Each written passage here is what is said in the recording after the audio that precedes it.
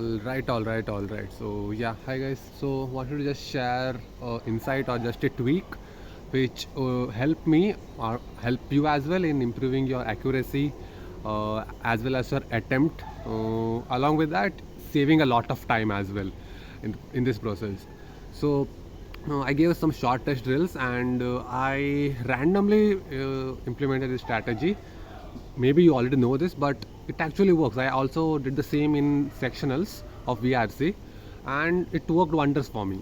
In the sense, I saved a lot of time and I had almost 14 minutes just to solve VA.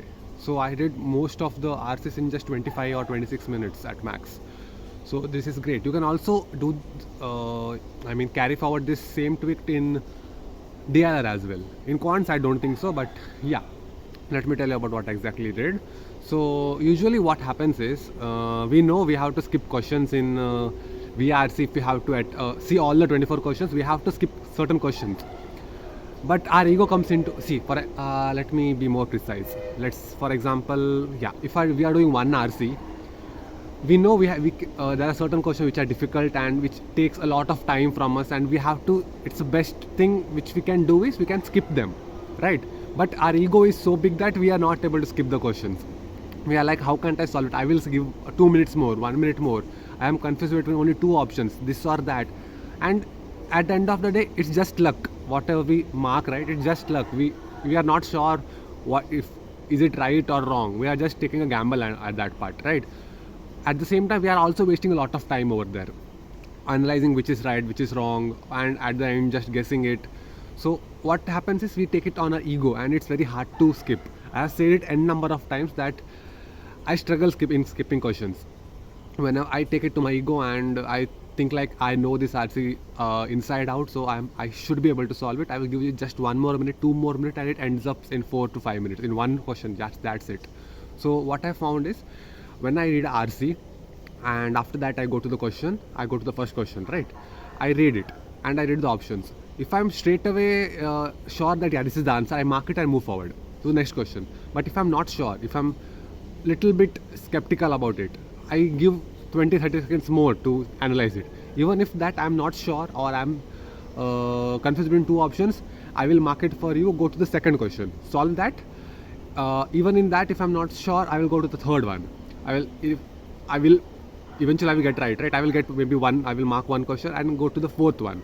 Even in that, I will mark one question and then I will go back to the first question. While doing this, what happens is getting exposed to all the three questions, next three questions, gives me more understanding of that passage and what exactly the crux is of it. And I am more. My knowledge is more on that particular RC to solve the question at last. So I solve it at last. And even then, if I'm not able to solve it, then I'm sure that I keep my ego aside and skip it. So this is the best way that I think I can skip it. Got it?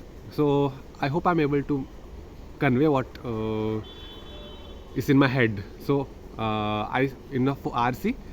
Let's you can also do it in DLR as well. So see the first, I read the RC, go to the first question. If I'm not able to solve it, or if I'm confused between two options, I mark it for review, go to the second one. I do the same for the second one. If I'm able to solve it, I solve it, move to the third one. If I'm able to solve it, I solve it, move to the fourth one. And once fourth is done, I come back to the question which I have not done, or if I mark for review, and I see it once again.